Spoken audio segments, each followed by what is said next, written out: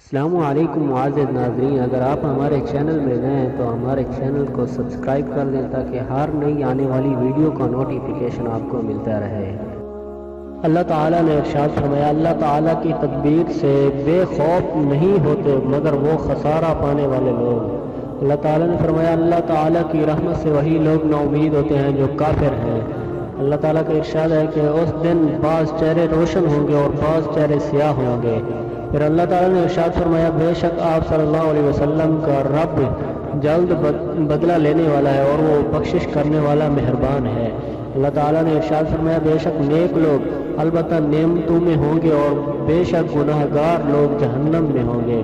اللہ تعالیٰ نے ارشاد فرمایا، پس پھر وہ شخص جس کے وزن بھاری ہوئے پس وہ منمانی زندگی میں ہوگا، اور پھر وہ شخص جس کے وزن ہلکے ہوئے پس اس کا ٹھکانہ جہنم ہے۔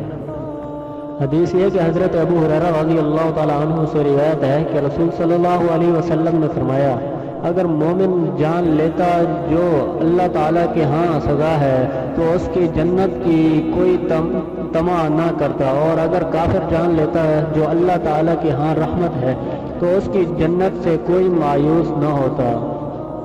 ایک اور حدیث میں آتا ہے کہ حضرت ابو سعید خدری رضی اللہ تعالیٰ عنہ سے روایت ہے کہ رسول صلی اللہ علیہ وسلم نے فرمایا، جب میت تیار کر کے رکھ دی جاتی ہے اور لوگ یا آدمی اس کو کندھوں پر اٹھاتے ہیں، بس اگر وہ نیک ہوتا ہے تو وہ کہتی ہے، مجھے آگے بڑھاؤ، مجھے آگے بڑھاؤ۔